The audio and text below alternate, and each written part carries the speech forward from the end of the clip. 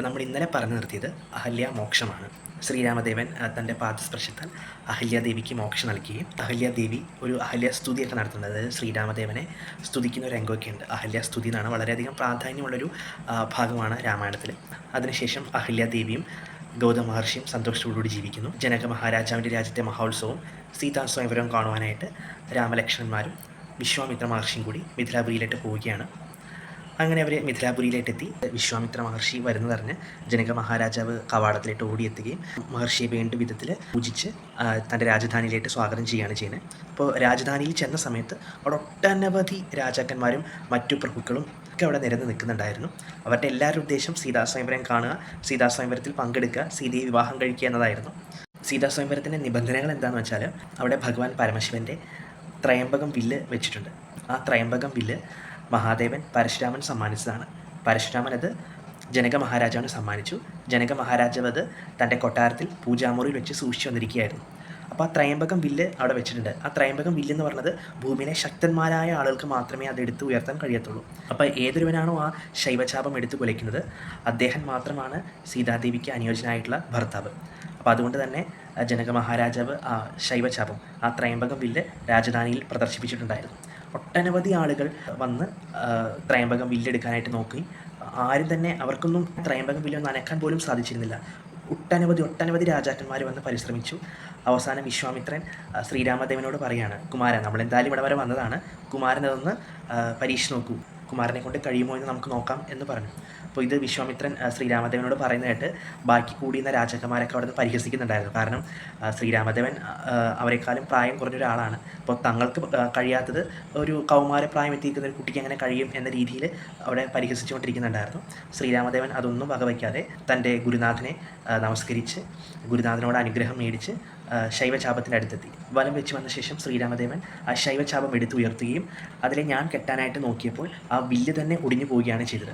അത്ര ഭയാനകമായ ശക്തിയിൽ ആ വില്ല് ഒടിഞ്ഞു പോയി. എഴുത്തച്ഛൻ അത് പറയുന്നത് തന്നെ ഇങ്ങനെയാണ്: ഇടിവെട്ടിയിടും വണ്ണം വിൽമുറിഞ്ഞൊച്ച കേട്ടു നടുങ്ങി രാജാക്കന്മാർ ഉരകങ്ങളെ പോലെ, മൈഥിലി മയിൽപേടയെ പോലെ സന്തോഷം പൂണ്ടാർ. ഇങ്ങനെയാണ് രാമായണത്തിൽ എഴുത്തച്ഛൻ പറയുന്നത് തന്നെ. അപ്പോൾ ഇത് കണ്ട് രാജാക്കന്മാരെല്ലാവരും ഞെട്ടി. ജനക മഹാരാജാവിന് സന്തോഷമായി, മൈഥിലി ദേവിക്ക് സന്തോഷമായി. അങ്ങനെ ശ്രീരാമദേവനും ജാനകി ദേവിയും തമ്മിലുള്ള വിവാഹം അവിടെ ഉറപ്പിക്കുകയാണ് ചെയ്തത്. അതിനുശേഷം ജനക മഹാരാജാവ് ഒരു ദൂതനെ അയക്കുകയാണ് വിവാഹകാര്യം പറഞ്ഞുകൊണ്ട്.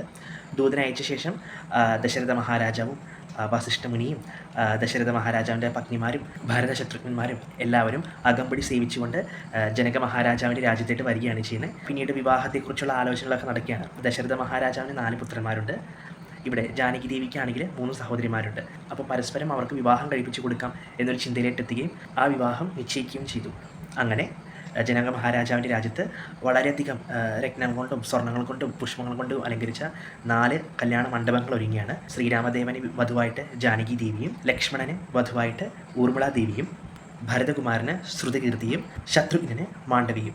ഇങ്ങനെ 4 പേരുടെയും വിവാഹം ഒരേ ദിവസം 4 അത്യുജ്വലമായ കല്യാണ മണ്ഡപങ്ങളിൽ വെച്ച് നടത്തുകയാണ് ഉണ്ടായത്. ശ്രുതകീർത്തിയും മാണ്ഡവിയും ജനക മഹാരാജാവിൻ്റെ അനിയൻ്റെ പുത്രിമാരാണ്. അങ്ങനെ വിവാഹമെല്ലാം മംഗളപൂർവ്വം നടന്നു. വിവാഹമെല്ലാം കഴിഞ്ഞ് വധൂവരന്മാരെല്ലാവരും അയോധ്യയിലേക്ക് തിരിക്കുകയാണ്. അങ്ങനെ ആഘോഷപൂർവ്വം വെഞ്ചാമരങ്ങളുടെയും ആനകളുടെയും കുതിരകളുടെയും കാലാൾപ്പടകളുടെയൊക്കെ നേതൃത്വത്തിൽ അവർ ഒരു വിവാഹ ഘോഷയാത്ര തന്നെ അയോധ്യ നഗരിയിലേക്ക് പുറപ്പെടുകയാണ് ചെയ്യുന്നത്. അയോധ്യയിലേക്ക് പോകുന്ന വഴി ശ്രീരാമദേവൻ്റെ രഥത്തിന് മുന്നിലിട്ട് ഭാർഗവരാമൻ പരശുരാമൻ ദേഷ്യത്തോടുകൂടി കടന്നെടുക്കുന്ന ഒരു സന്ദർഭമുണ്ട്. രാമായണത്തിൽ ഇങ്ങനെ അപൂർവമായ ചില സന്ദർഭങ്ങളുണ്ട്. അതായത് മഹാവിഷ്ണുവിൻ്റെ 2 അവതാരങ്ങൾ നേർക്കുനേർ വരുന്ന ഒരു സന്ദർഭമാണ്. ശ്രീരാമദേവനും പരശുരാമനും. പരശുരാമൻ കഠിനമായ ദേഷ്യത്തിലും ക്രോധത്തിലുമാണ് അവരുടെ വിവാഹ ഘോഷയാത്രയ്ക്ക് തടസ്സമായി വന്നു നിൽക്കുന്നത്. തങ്ങളുടെ വിവാഹ ഘോഷയാത്രയ്ക്ക് തടസ്സമായി വന്നു നിൽക്കുന്ന ഭാർഗവരാമൻ്റെ ദേഷ്യം കണ്ട് ദശരഥ മഹാരാജാവിന് വരെ ഭയം വന്നു തുടങ്ങി.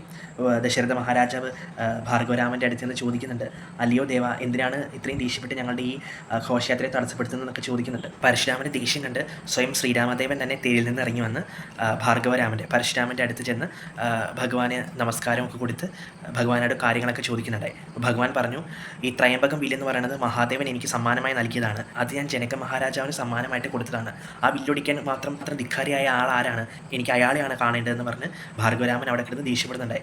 ശ്രീരാമൻ ചിരിച്ചു, മന്ദസ്മിതം പൂട്ടു എന്നാണ് പറയുന്നത്. ശ്രീരാമദേവൻ ചിരിച്ചുകൊണ്ട് പറഞ്ഞു, അങ്ങ് കൊടുത്ത ആ ത്രയംബകം വില്ലൊടിച്ചത് ഞാനാണ്.